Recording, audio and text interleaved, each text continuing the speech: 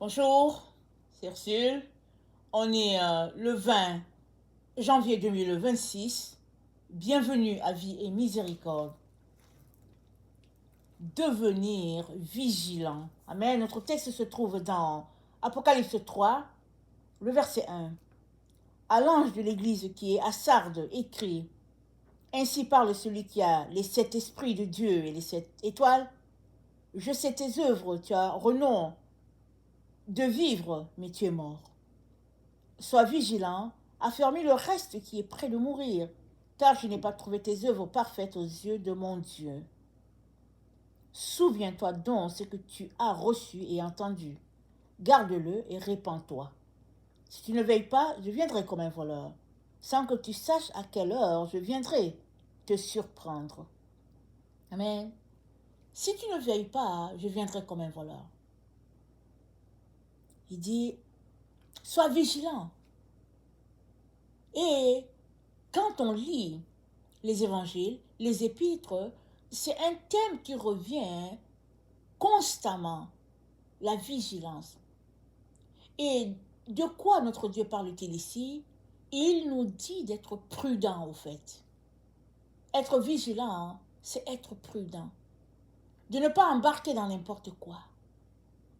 De ne pas embarquer dans n'importe quel projet, dans n'importe quelle suggestion, dans n'importe quel appel. Vous savez, ça ne manque pas l'imagination des gens. Ça ne manque pas des sollicitations. Ça ne manque pas. On peut facilement tomber dans le piège de quelqu'un. Parce que les gens, ils se mettent, ils se préparent.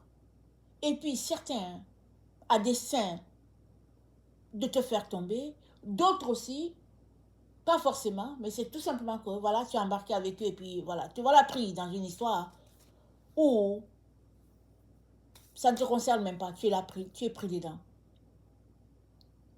Et le Seigneur, avant de partir, a exhorté ses disciples à être vigilants.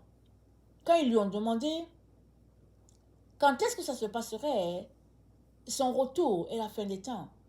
Et Jésus-Christ a dit, pourvu que vous ne soyez pas séduits, c'est-à-dire pourvu que vous ne soyez pas embarqués dans une histoire de mensonges, de fausseté, alors vous allez vous rendre à destination du Père. Mais s'il arrive que vous êtes pris dans une histoire de mensonges, alors vous voilà égarés. Et ça demande d'être vigilant. Mais comment serons-nous vigilants? Parce que la vigilance, ça ne se balade pas dans les rues. Amen. Alors le Seigneur est en train de nous dire que la vigilance, ça s'acquiert. Amen. Ça s'acquiert. Alors,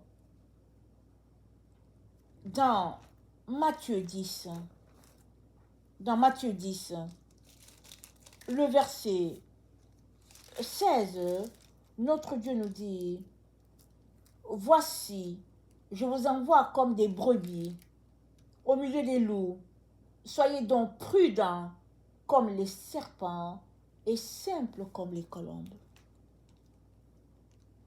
Mettez-vous en garde contre les hommes, car ils vous livreront aux tribunaux et ils vous battront de verges dans leurs synagogues. Mettez-vous en garde contre les hommes. Quoi qu'il nous ait dit de nous aimer les uns les autres, il nous dit de nous mettre en garde.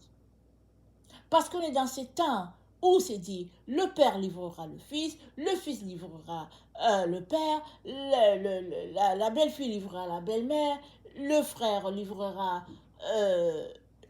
le frère, etc. On est là dans ces temps-là prédit. Des choses qui n'existaient pas par le passé parce que c'était tout simplement normal de se soutenir comme membre d'une famille.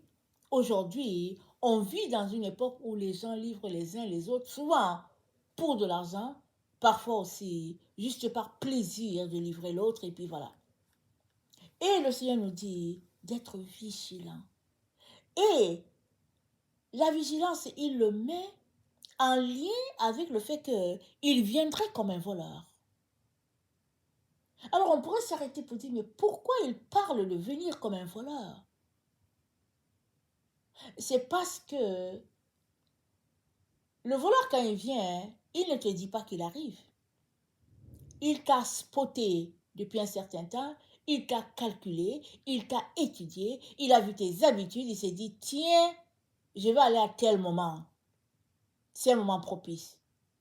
Et le Seigneur nous dit d'être vigilant. Peu importe le moment où le voleur doit venir chez toi, tu dois être aux aguets, tu dois être réveillé. Voilà pourquoi il nous dit d'être vigilant. Et si tu es constamment en relation avec lui, il ne viendra pas pour toi comme un voleur. Tu sauras qu'il est là, ou bien tu sauras qu'il est en train de venir parce que vous êtes en communion. Tu vas sentir, tu vas percevoir qu'il y a quelque chose qui se passe. Et tu vas rester veillé. Parce que peut-être que mon Seigneur arrive aujourd'hui. Mais si tu es pris dans toutes sortes de distractions, évidemment, il viendra comme un voleur et tu ne sauras pas. Ou bien si tu es trop fatigué, ou bien si tu es trop épuisé, il peut venir, tu es là, mais tellement épuisé, et il est venu, et puis tu n'as pas su. Il est donc très très important de prendre le conseil de Jésus. Qu'est-ce qu'il nous dit? D'être prudent comme les serpents. Les serpents, ils sont prudents parce que ils font attention. Ils se disent, si c'est ici, si c'est A, alors il faut plutôt que je m'organise pour que je puisse échapper du côté de B. Et ce type de vigilance, c'est une vigilance qui appelle à la sagesse, au fait. Quand il parle de serpent, c'est pas qu'il est en train de nous activer à nous comporter comme le serpent, mais c'est parce que le serpent, hein, c'est difficile de le prendre. Il faudrait se comporter comme Jésus-Christ s'est comporté contre l'ennemi. Il a dit à Jésus, si tu es fils de Dieu, ordonne que ces pierres deviennent du pain. Où est la vigilance du serpent? C'est qu'il voulait que Jésus-Christ tombe en faisant du pain. Et que Jésus active l'orgueil. Que Jésus-Christ lui dise, mais oui, je sais faire du pain. Mais oui, je vais en faire. Mais c'est pas ça que Jésus-Christ a dit. Jésus-Christ est demeuré dans l'humilité. Il a dit, l'homme ne vivra pas de pain seulement, mais il vivra de toute parole qui sortira de la bouche de Dieu. C'est ici qu'intervient la colombe. La simplicité de la colombe. Parce qu'effectivement, hein, Jésus pouvait dire, Pierre, devenez du pain. Et les pierres allaient devenir du pain. Mais il a vu l'astuce de Satan. L'astuce de Satan, hein, c'était d'activer l'orgueil de Jésus. Pour que Jésus-Christ démontre qu'il est capable de faire du pain. Quand le moment est venu pour Jésus de faire du pain, Jésus-Christ a fait du pain sans que quelqu'un le lui demande. La foule était nombreuse. Et pour éprouver ses disciples, il a dit, il faut qu'on donne à manger à la foule. Ils ont dit, mais comment? On ne peut pas. Mais peu importe ce qu'on aurait comme nourriture, on ne peut pas. Jésus-Christ a dit, faites-les asseoir. Il a dit, je ne peux pas les laisser retourner comme ça. 23 jours qu'ils sont là auprès de nous, ils vont manquer de force. Imaginez des gens qui sont assis là pendant 3 jours en train d'écouter la parole de Dieu. Est-ce que nous, on est capable de faire ça dans notre temps? Au temps de Jésus, voilà ce que les gens ont fait. Et pour renouveler leur force, Dieu a multiplié le pain. Et il s'est dit qu'ils ont ramassé 12 paniers. Tellement il y en avait. Et il s'est dit que Jésus-Christ a nourri 5000 hommes. Et les gens qui expliquent ça, ils disent que c'est 5000 hommes sans compter les femmes et les enfants.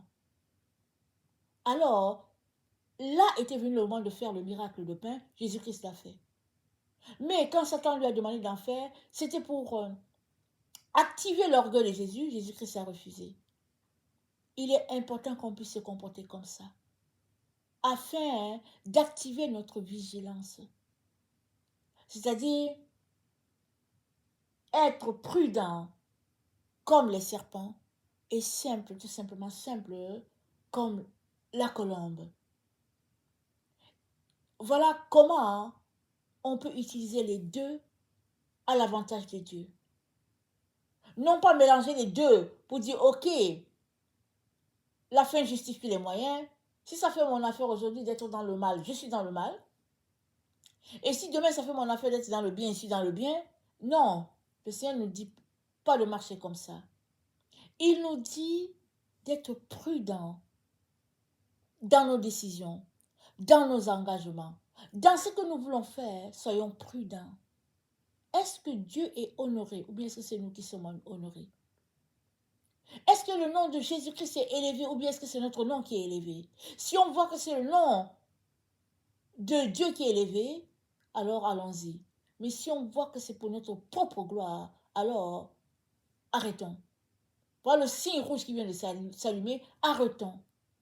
Demandons pardon à Dieu et il va nous indiquer quelle est la meilleure façon d'agir pour que cette situation ne vienne pas à faire du mal à la maison de Dieu. Amen. Et la simplicité de la colombe appelle tout simplement l'humilité de notre Seigneur. La vigilance s'apprend. C'est une marche, c'est une étape, c'est un renoncement de notre volonté pour que la volonté de Dieu puisse s'accomplir. Et c'est là que ce n'est pas facile. Amen. Ce n'est pas du tout facile. Nul n'est à l'abri de perdre le pied. Mais le Seigneur dit, si tu perds le pied, reviens rapidement. Reviens dans la maison. Demande pardon. Remets-toi à faire ce que tu as appelé à faire. Et apprends de tes erreurs afin que demain, ça ne puisse pas encore se produire. Voilà les temps dans lesquels nous sommes. Un temps de grâce, un temps de bénédiction, un temps où Dieu est là, marchant avec nous, main dans la main, pour nous aider à accomplir notre destinée. Et cela va prendre que nous puissions développer la vigilance, parce que c'est sur la voie de la vigilance que se trouve la voie étroite et le chemin resserré. C'est sur cette voie-là. Les gens vont nous proposer des merveilles, mais la seule voie qui est sûre, c'est là où la porte est étroite et le chemin resserré. Et chaque fois que tu marches dedans, ça devient encore resserré. Ça se resserre, à chaque jour. À chaque jour, ça devient étroit. Mais c'est là que se trouve la lumière de Dieu. C'est là que se trouve la gloire de Dieu. Et il est donc important que nous puissions marcher de manière à ce que Dieu puisse être élevé dans nos différentes vies. Amen. Si tu ne connais pas le Seigneur, je viens t'encourager à donner ta vie à Jésus.